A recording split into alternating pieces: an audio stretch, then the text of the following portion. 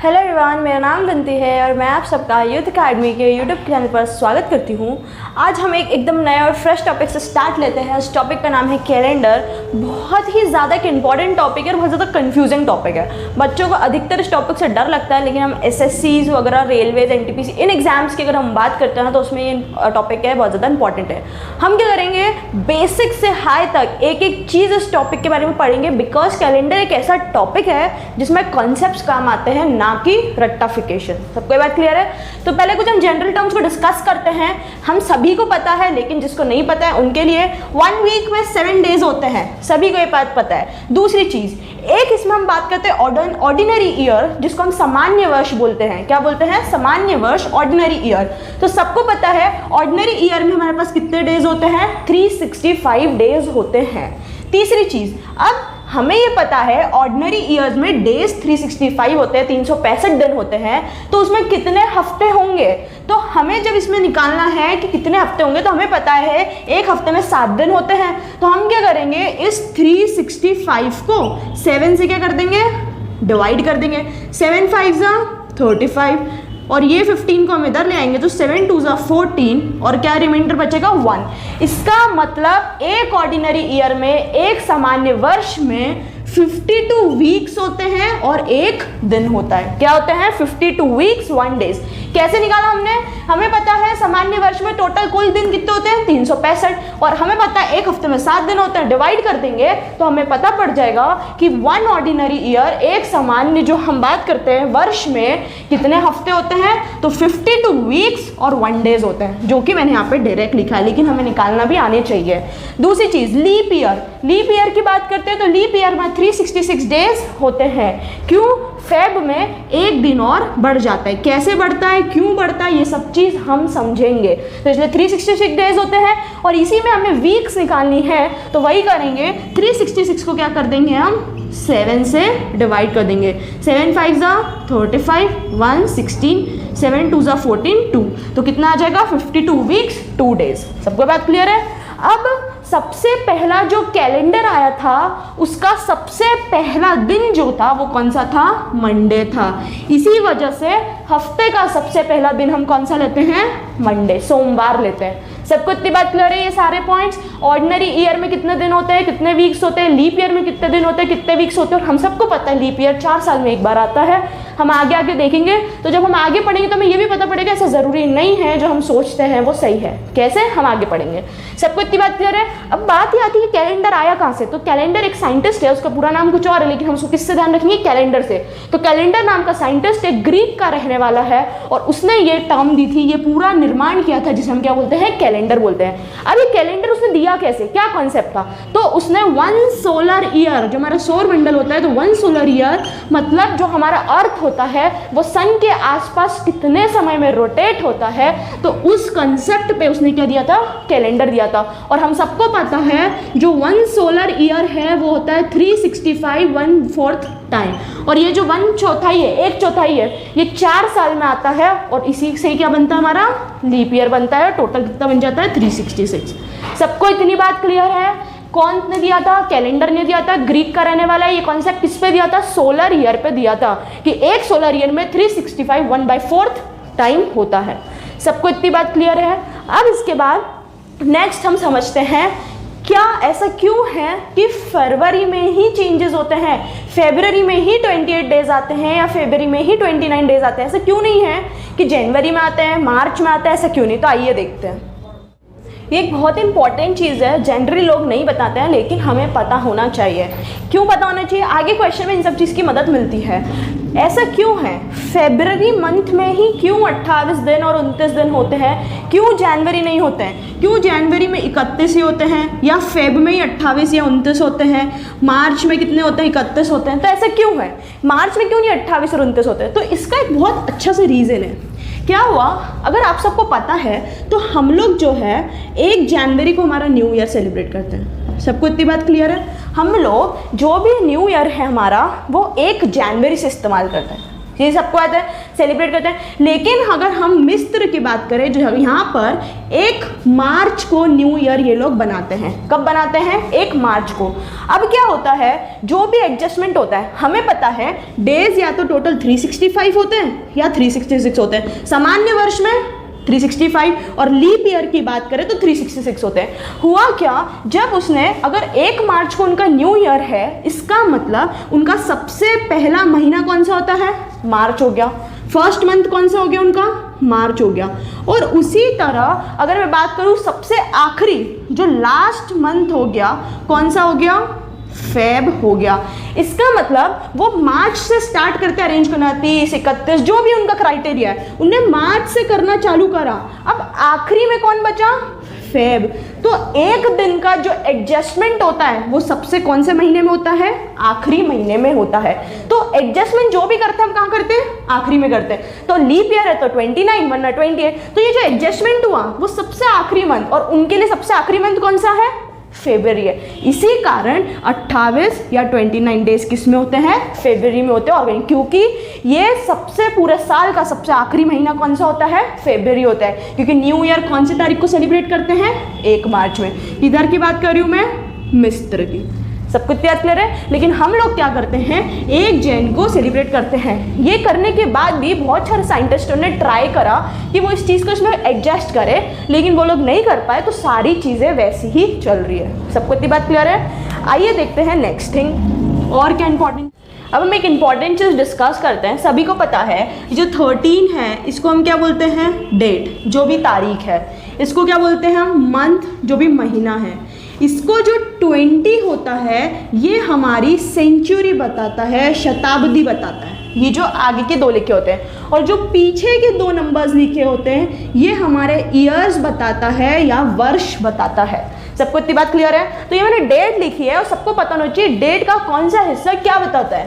तारीख, महीना, सेंचुरी, शताब्दी बताता है कौन सी शताब्दी चल रही है, और ये बताता है ईयर्स। ये सब बात सबको पता है। अब हम एक बहुत इंपॉर्टेंट बात करते हैं। जो ईयर्स है, जो वर्ष है, उसको 2 भाग में हम विभाजित करते हैं। कितने भाग में विभाजित करते हैं? ईयर्स को हम 2 भाग में क्या करते हैं? विभाजित करते हैं। एक को तो क्या करते हैं हम? ईयर्स ही बोलते हैं, वर्ष ही बोलते हैं। क्या बोलते हैं? एक को हम ईयर्स बोलते हैं और दूसरे को हम बोलते हैं सेंचुरी ईयर्स या शताब्दी वर्ष। क्या बोलते हैं? तो जो हमारे वर्ष होते हैं वो 2 प्रकार के होते हैं। एक जिसको हम ईयर्स ही बोलते हैं या नॉन सेंचुरी ईयर्स बोलते हैं, और दूसरा जो होता है सेंचुरी ईयर्स या इसको हम शताब्दी वर्ष बोलते हैं। अब हम समझते हैं कि इनमें डिफरेंस क्या होता है। जब मैं ईयर्स की बात करती हूँ तो ईयर्स मतलब जब हमारी लास्ट की जो 2 डिजिट होती है इज नॉट 0। कैसे? जैसे मैंने एक एग्जाम्पल लिया 1923, तो लास्ट की 2 डिजिट, क्या ये लास्ट की 2 डिजिट 0 है? नहीं है। तो ये जो हमारा ईयर हो गया वो क्या आ गया? नॉन सेंचुरी ईयर आ गया। जैसे मैंने एग्जाम्पल लिया 1480, तो क्या लास्ट की 2 डिजिट 0 है? बिल्कुल नहीं है। दोनों 0 होनी चाहिए। एक है लेकिन क्या दोनों है? नहीं। तो ये हमारा क्या हो गया? ईयर हो गया। जैसे मैंने एक और एग्जाम्पल ले लिया 2021, तो क्या 2021 में लास्ट की 2 डिजिट 0 है? नहीं है। तो ये वाले क्या होते हैं? ऐसे वर्ष हमारे क्या होते हैं? नॉन सेंचुरी वर्ष होते हैं। सबको बात करें। अब सेंचुरी ईयर्स क्या बोलते हैं? जिसमें जो लास्ट 2 डिजिट्स जो होती है वो हमारी क्या होती है? 0। जैसे बात करें 1700, 400, 800, तो ये सारे जैसे इतने भी वर्ष होते हैं, जैसे मैं बात करूँ 2500, 1900, तो ऐसे जितने भी वर्ष होते हैं जिनके आखिरी 2 डिजिट में 0 आता है तो उन्हें हम शताब्दी वर्ष बोलते हैं या सेंचुरी ईयर्स बोलते हैं। सबको बात क्लियर है। हमने देखा वर्ष को 2 भाग में विभाजित कर दिया गया। एक को बोलते हैं सेंचुरी ईयर्स और एक को बोलते हैं non century years. Century years मतलब सेंचुरी से ही हमें पता पड़ता है, शताब्दी से ही पता चलता लास्ट 2 डिजिट क्यों होनी चाहिए? 0 होनी चाहिए। और जिसमें लास्ट 2 डिजिट 0 नहीं है उसे हम नॉर्मल ईयर्स बोलेंगे। इतनी बात सबको क्लियर है। अब इसी में जो हमारे ईयर्स है इनको 2 तरीके से लिखते हैं हम। एक लिखते हैं सामान्य वर्ष, ऑर्डिनरी ईयर, और एक लिखते हैं हम लीप ईयर। और इसी तरह जो हमारा शताब्दी वर्ष होते हैं, सेंचुरी ईयर्स होते हैं, इसमें भी एक आता है ऑर्डिनरी ईयर और एक आता है लीप ईयर। अब क्या ऑर्डिनरी ईयर, क्या लीप ईयर? जब भी मैं इन ईयर्स की बात करूं तो हमें पता करना है, ईयर्स को हम समझ गए क्या, जिसमें लास्ट 2 डिजिट 0 नहीं होती। अब इसमें मुझे पता करना है कि कौन सा मेरा सामान्य वर्ष है और कौन सा मेरा लीप ईयर है। तो कैसे पता पड़ेगा? मुझे ईयर्स वाले में हमेशा 4 से डिवाइड करना होता है, और 4 से जब मैं डिवाइड करती हूँ तो अगर मेरा रिमाइंडर 0 आता है तो वो मेरा कौन सा ईयर होगा? लीप ईयर होगा। और 4 से डिवाइड करने के बाद अगर मेरा रिमाइंडर 1, 2 या 3 आता है तो वो मेरा कौन सा होगा? सामान्य वर्ष, ऑर्डिनरी ईयर होगा। इतनी बात सबको क्लियर है? और हम सबको पता है अगर इस संख्या को मेरे को 4 से डिवाइड करना है तो 4 की डिविजिबिलिटी रूल पता है, मुझे चेक करना है कि ये नंबर 4 से विभाजित है कि नहीं, तो लास्ट 2 नंबर्स को देख लो। अगर मैं इधर बात करूं लास्ट 2 नंबर्स, क्या 4 से डिविजिबल है? नहीं। इसका मतलब ये 4 से विभाजित नहीं हो रहा है, तो क्या ये मेरा लीप ईयर हो सकता है? नहीं हो सकता है। तो ये 1923 मेरा क्या हो गया? ऑर्डिनरी ईयर हो गया। इधर बात करती हूँ तो 80 जो है 4 से डिवाइड हो रहा है, इसका मतलब 1480 मेरा क्या हो गया? लीप ईयर हो गया। इधर बात करती हूँ लास्ट 2 नंबर्स 4 से विभाजित होगी, क्या रिमाइंडर 0 आ सकता है? नहीं आ सकता, मतलब 2021 मेरा क्या हो गया? ऑर्डिनरी ईयर हो गया। इतनी बात सबको क्लियर है कि कैसे ईयर्स में ऑर्डिनरी ईयर क्या होता है, लीप ईयर क्या होता है। उसी तरह इधर बात करती हूँ तो सेंचुरी ईयर्स या शताब्दी वर्ष की बात करती हूँ तो इसमें हम जो है 400 से डिवाइड करते हैं। किससे डिवाइड करते हैं? 400 से डिवाइड करते हैं। यहाँ पे हम 4 से डिवाइड करते हैं तो उधर जो है हम 400 से डिवाइड करते हैं, और 400 से डिवाइड करने के बाद अगर मेरा रिमाइंडर 0 आ रहा है तो वो मेरा लीप ईयर हो जाएगा, और अगर मेरा रिमाइंडर 100 आ रहा है, 200 आ रहा है या 300 आ रहा है तो ये मेरा ऑर्डिनरी ईयर, या फिर इसको कोई कोई नॉर्मल ईयर भी बोल देता है, सामान्य वर्ष। इतनी बात सबको क्लियर है? तो ईयर्स में अगर लास्ट 2 डिजिट मेरी 0 नहीं है तो मैं 4 से डिवाइड करके चेक करूंगी, और अगर मेरी लास्ट 2 डिजिट 0 है तो मैं 400 से डिवाइड करके पता करूंगी कि कौन सा सामान्य वर्ष है, कौन सा लीप ईयर है। आइए इसमें चेक करते हैं। इसको अगर मैं 400 से करूं तो क्या रिमाइंडर मेरा 0 आएगा? बिल्कुल नहीं आएगा। तो रिमाइंडर 0 नहीं है तो 1700 मेरा क्या हो गया? ऑर्डिनरी ईयर हो गया। उसी तरह इधर बात करूं तो ये 400 से मैं डिवाइड करूंगी तो मेरा रिमाइंडर क्या आएगा? 0 आएगा, मतलब 400 जो है वो मेरा कौन सा हो गया? लीप ईयर हो गया। 800 को भी मैं 400 डिवाइड करूंगी, रिमाइंडर 0 आएगा तो 800 भी मेरा क्या हो गया? लीप ईयर हो गया। 2500 को अगर मैं 400 से डिवाइड करती हूँ तो रिमाइंडर मेरा 0 नहीं आएगा तो 2500 मेरा क्या हो जाएगा? ऑर्डिनरी ईयर हो गया। इतनी बात सबको क्लियर है कि ईयर्स को कैसे 2 भाग में विभाजित किया, फिर उनको आपस में कैसे विभाजित किया ऑर्डिनरी और लीप ईयर में, सबको बात क्लियर है? आइए देखते हैं नेक्स्ट।